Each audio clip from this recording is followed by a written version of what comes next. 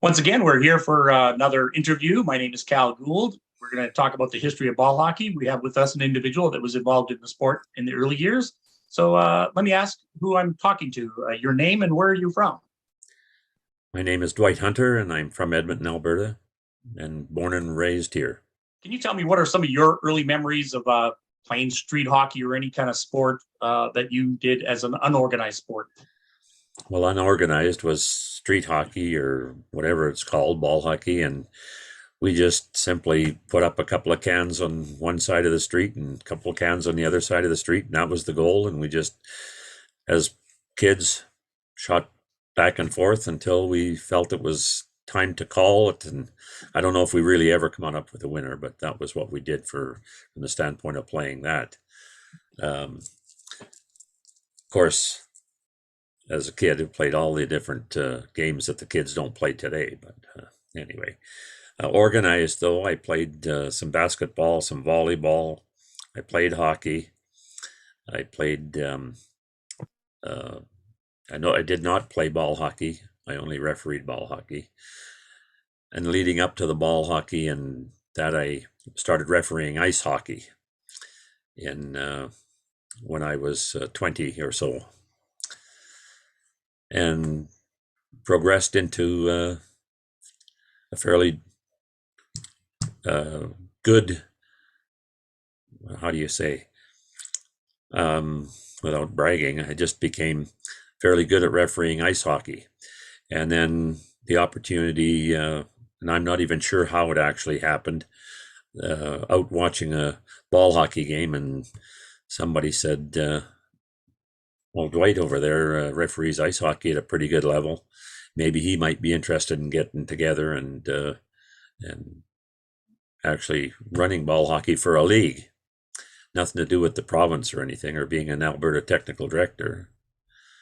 And it wasn't long, and a year or two later, and next thing you know, I'm the tech director and instructor for all of Alberta with ball hockey for referees. And here we are today. So let me ask you there. How old were you when you ended up joining the league at that referee position? How old were you at that time? Around 30. Would you say the other referees that you were involved with were younger, same age as you? What would you classify them as being like older? Most of them were a little bit younger, but a lot of them were older as well. We had a bunch of fellows that refereed prior to my getting involved that just kind of did it as a controller of ball hockey. I'm not sure how well groomed they were to actually be a referee in ball hockey. And that's how I got involved, to step that up, make some organized, create a class, a yearly class, and an exam, and put them through the test to make sure they at least had a little bit better understanding of rules and so on. You mentioned that you ran the referee clinics at a local level and on a provincial level. What I have noticed is that a number of players ended up becoming officials. How did you see the officials that were once players perform versus those that may have been an official in another sport? Did you have a perspective on that? Oh, absolutely, absolutely. Um, Players, generally speaking, I'm not going to say that they're always a better player, but they do certainly have a fairly good grasp of the game, and they will call a different game than someone that's never played hockey and starts refereeing. Yes, the fellow that never played hockey, but he's got a good command of the rule book, can go out and referee, and you'll find that those people are usually quite strict. And then when you see a hockey player go referee, he'll probably, and more often than not, leave it to go much further than what a referee that didn't play hockey. A good example of some of the rules for our viewers that are watching here don't know much of the difference between ice hockey and ball hockey. Probably the greatest recognizable rule that you would notice is the floating blue line. Can you explain to our viewers how the floating blue line works and what the benefit is or of that in the game of ball hockey? Yeah, I'm just I'm not sure that I'm a good spokesperson for that. Um, uh, ice hockey, of course, there was a firm blue line until it got out of control and the games were going on too long. So they just finally took the blue line out of the play, and there was no such thing as an offside pass, other than if you're entering the attacking zone before the puck or ball carrier gets in there. From the standpoint of ball hockey, um, there wasn't an offside in the end, and so it just made the game much faster. And as far as, I guess we used the center line because a lot of ice hockey we refereed with 3 men, and ball hockey we refereed with 2.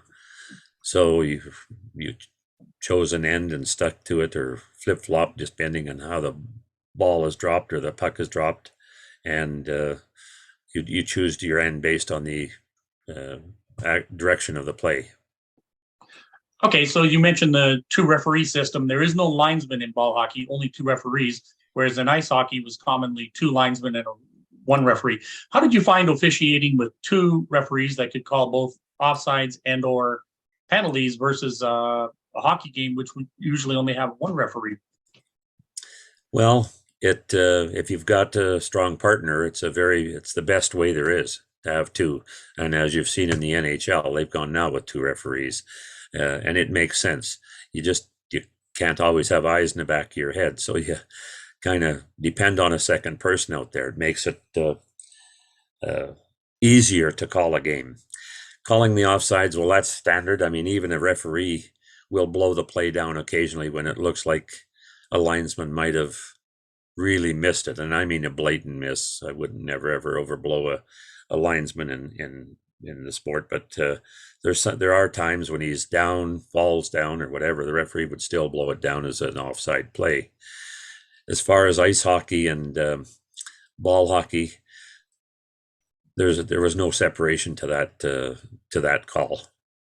There was no change. The only big change, of course, was in ball hockey. We didn't actually have what you'd call ball or body checking.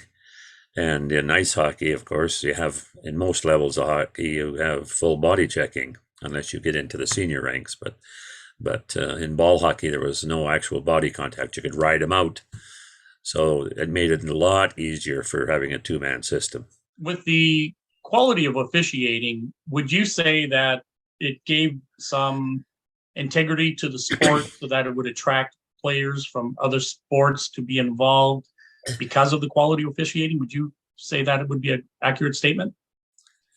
You're making reference to play the game as such, or the referee, or both? The referee quality being that it the way it evolved and improved. Would you say that it was sufficient to help attract players that played in other organized sports that did have high quality officiating? Yeah, I'd say so. Once you invite somebody out to come and watch, and I think it made an everlasting impression. I know that it certainly did for me to attract officials from the ice hockey ranks into the ball hockey ranks. And of course, from what I know now, just about, well, I'm going to say 95% of the ball hockey referees are all ice hockey officials as well. Going back to your being involved with the sport, technical director is the title that was given to a person that ran the referees in the league. What was the highest level that you were a technical director? Was it on a city level, provincial, or did you do other types of levels of refereeing?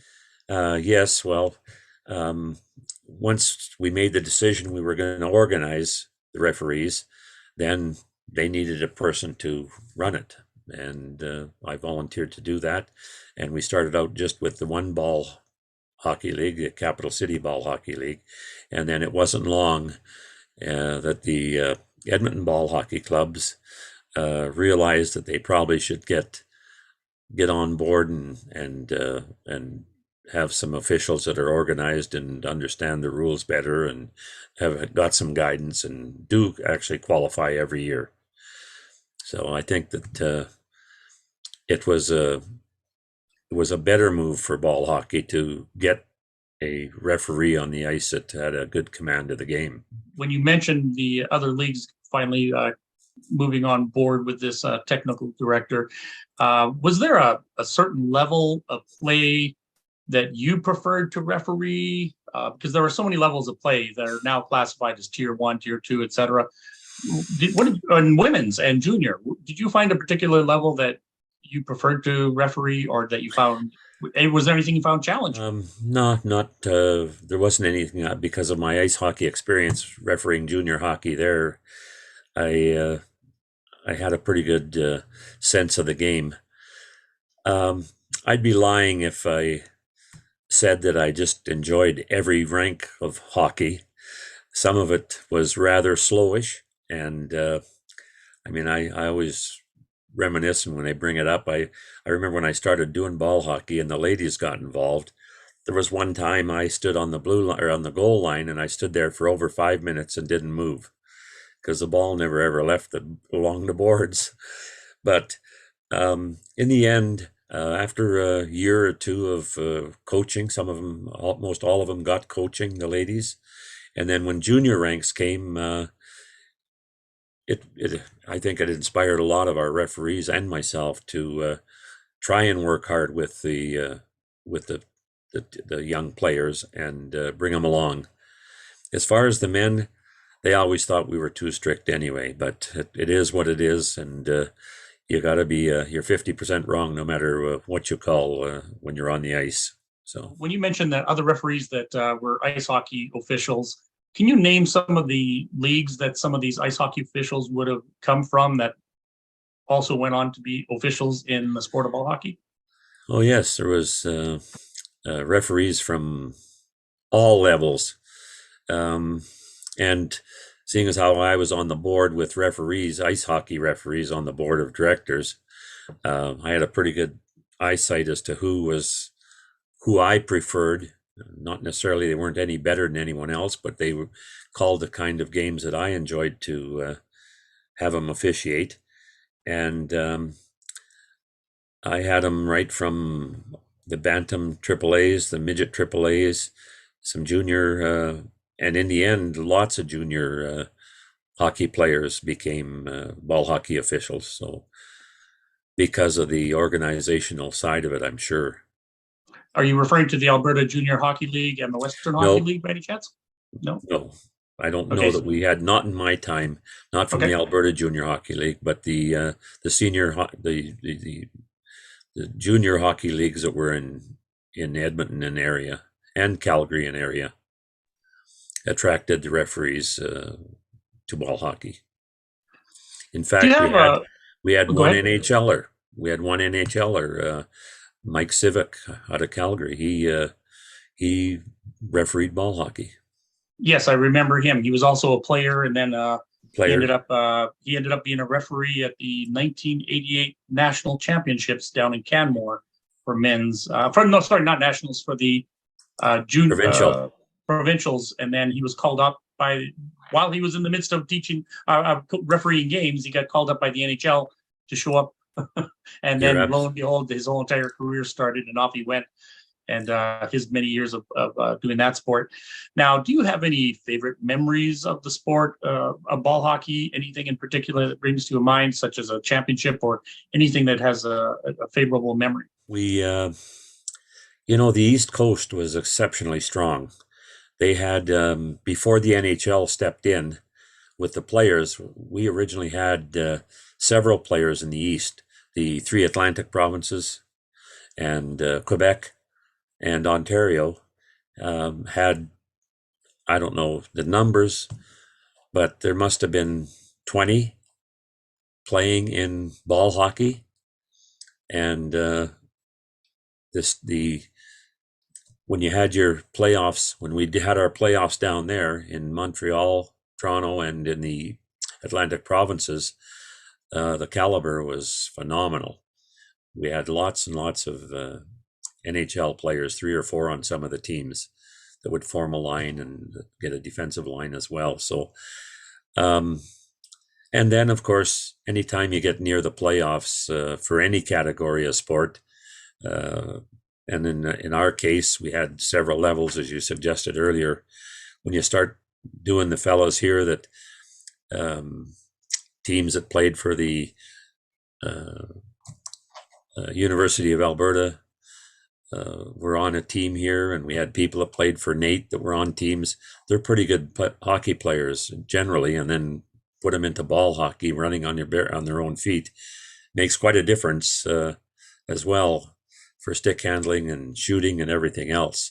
So I'd say that I'd probably, if I favored, compared to starting the year off, by year's end, it would be a lot of fun to do playoffs.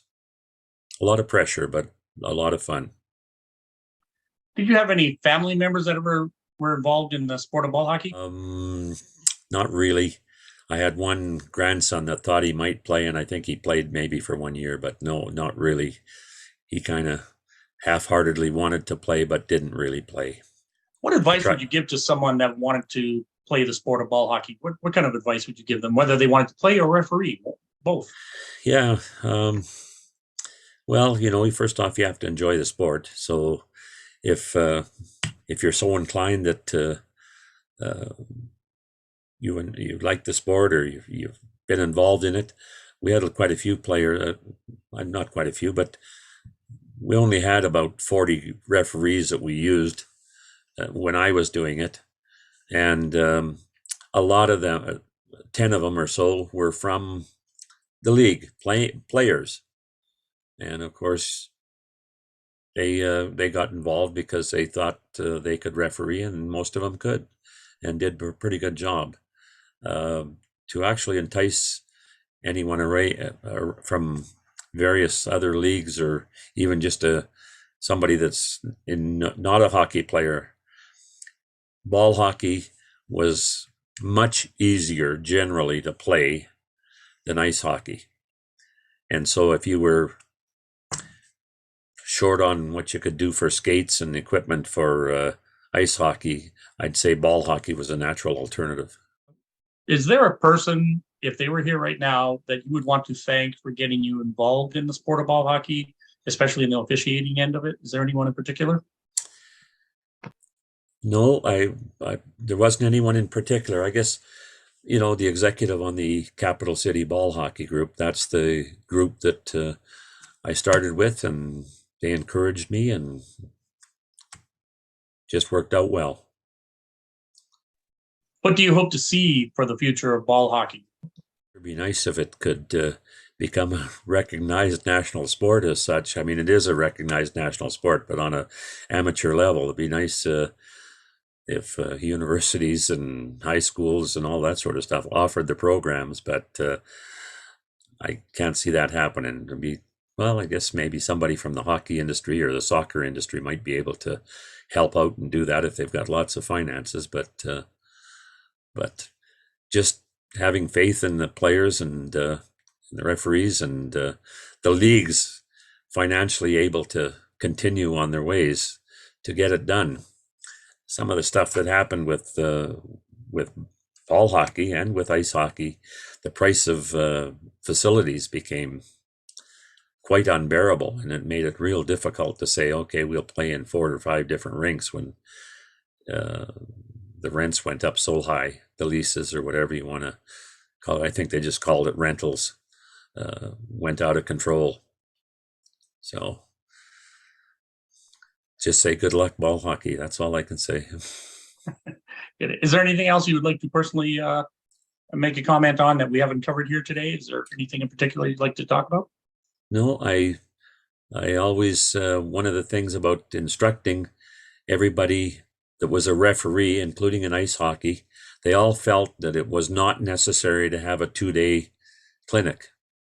And from the old school, from the Referees Association in Alberta, we insisted that Alberta referees have a 2-day seminar. And so we did the same thing with ball hockey, and I'm sure it improved the quality of the referee overall in the end. Thank you very much for your time, Dwight. I appreciate it. We've had a great time talking with you. We hope to speak with other referees that are involved in the sport, and have a good rest of the day. I insist. You too.